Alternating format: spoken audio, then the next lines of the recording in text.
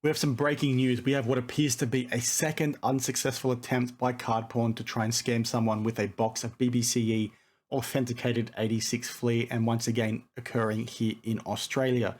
It's pretty wild because I can confirm that this is a different box to what was allegedly successfully scammed out at this McDonald's here in Sydney, as reported by Darren Ravel, and is pretty wild and raises many, many more questions as to how many boxes are actually out there that this guy had his fingers in.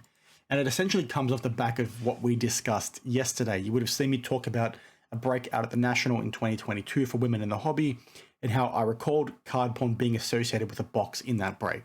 And it was a box of 86 Flea that I could remember.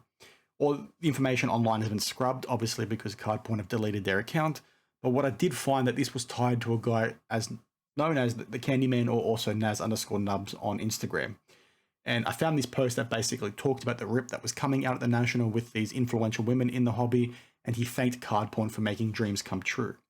So when I saw this factored with what I recalled from last year, I thought Card Pawn put this box up themselves. I thought this box came from them, and maybe Naz had bought this box from Juan, aka Card Pawn. I couldn't get in touch with him. I mentioned in my video that I wanted one of my subscribers to help me get in touch with him. He basically saw that and said, well, Daniel, guess what? I didn't buy this box of him, which is pretty cool. Clear, the box is all good.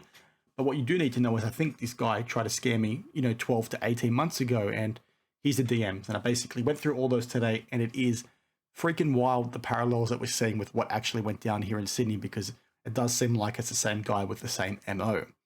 Now, the first DM that was shared with me is this one on screen right now. That is from an Instagram account referred to as the.apollo11. The account is no longer active. It had mostly fake followers. I think the following you see here by Andrew Goldberg and Mint Collective are purely just followbacks. But what is pretty clear that ties this to Card Pawn is that Darren Ravel reported that Juan Garcia, who's allegedly the owner of Card Pawn, used multiple fake names. One of those being Jonathan, there was another one that was Wani, and then also John. So seeing this sent alarm bells immediately off, and then obviously the way the alleged scam transpired raised a lot of eyebrows as well. Now, I should confirm, this scam looks like it tried to occur, 6 months before the scam that was successful, with that 88 Edge guy that Darren Ravel did report on at the McDonald's here in Sydney. And it is a different box, and I can show you that in a second. I can show you that now, actually. This is some more information from that guy's Instagram page. It is X0138 is the serial number. This is a different number to the box that was sold to the guy or traded with the guy at the McDonald's here in Sydney, because the one that was used in the alleged Sydney scam leveraged the same example off of the BBC website, i.e. X0313, that Steve Hart confirmed in the Darren Ravel article is just an example. They've never actually used this for a live box. What I find pretty wild about this whole situation is that BBC still have this example on the website and they've not taken it down. I also find it insane that Steve's Hart, signature is still on the website, right? That I wouldn't expect to be seeing that there, and it's just pretty wild how easy this was to actually be taken down by someone to try and scam someone else. So again, to reiterate, it's a different serial number for this scam to the one that was successful 6 months later. So that raises questions around, okay, how many more are actually out there? Now, what is pretty wild is the context of the DMs. Now, I won't share them all for privacy reasons, but essentially what occurs is Jonathan reached out to Naz to try and broker a deal. Jonathan, aka allegedly Juan Garcia. Now, it's wild because what he basically wanted to do was try and trade this box for some, Jordan cards. I think he was looking at about $300,000 worth of cards to try and do a swap in this instance. And what he said was, I've got these boxes that I want to trade to you. They're BBC authenticated. Let's make a deal happen. And tried to pressure this the same way that every other, Instagram and Facebook scam that you do see, even on the low end. And these guys eventually caught on and decided to step away. But you can see here what he's doing. He doesn't want to basically show a copy of his ID, classic scammer behavior. Like when you're dealing with $300,000 trade, like share your freaking ID, man. And the wording you're seeing here very much aligns to what you used to see on Card Pawn's page, and then also some of the conversations that, Darren Ravel shared and alluded to in his articles, saying, I don't want to give you my ID, but let's do this. I've got a photo here of the AFR, the Australian Financial Review, with a date and my name and your name, and basically let's try and do this thing.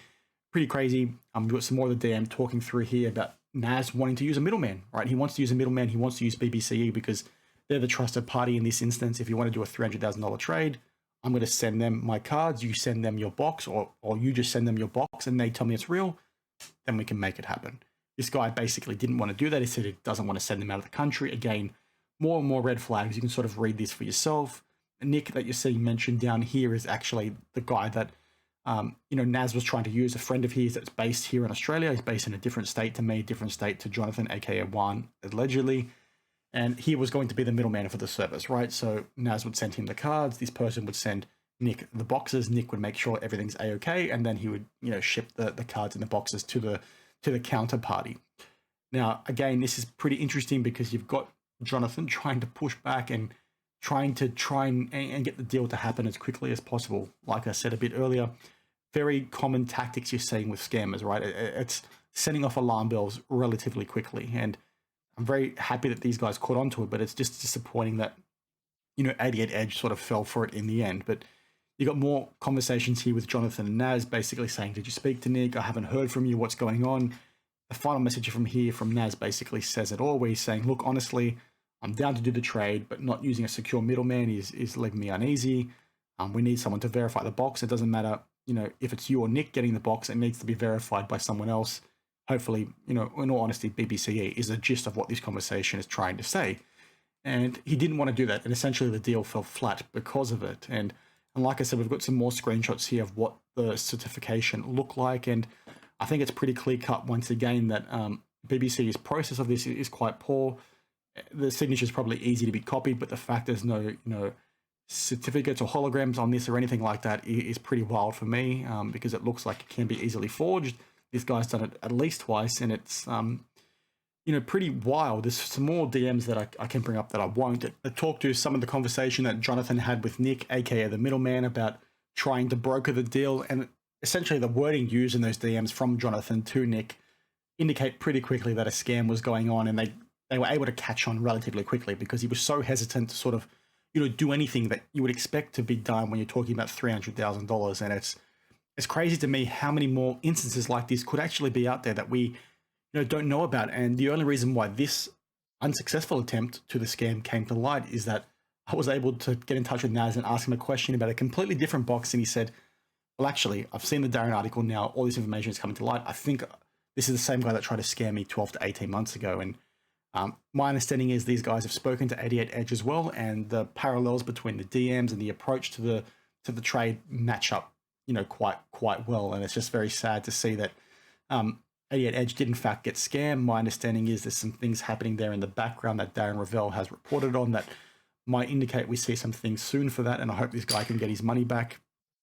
But it's just not looking good because the fact that this occurred 6 months allegedly before the alleged scam at Sydney at the McDonald's is crazy, because it is a different serial number. So you had this one that I just showed you on screen, this attempted unsuccessful scam, right? This unsuccessful scam had one serial number. 6 months later, he successfully scammed someone with a different serial number on the box. So does that mean the first box that he attempted was thrown in the bin, or did he actually get somebody to buy that? And I think that's the answer we need.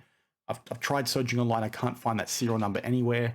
But the fact that he's, got at least two, I think there's many, many more out there. And I think we're going to see a heck of a lot more come to light before it disappears, to be honest, because this is, insane to me. And I just truly hope there's no more victims out there, because it's really sad to see this kind of money basically get taken out of people's hands. So I'm really keen to get your thoughts on this. Please share your thoughts down in the comments below. Give me a like and a follow if you did enjoy the video.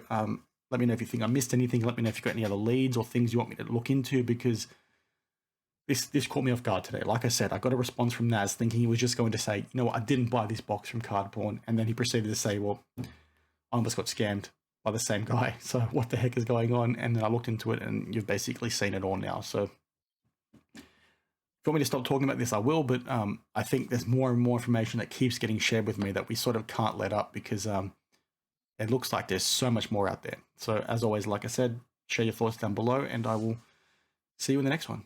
Cheers.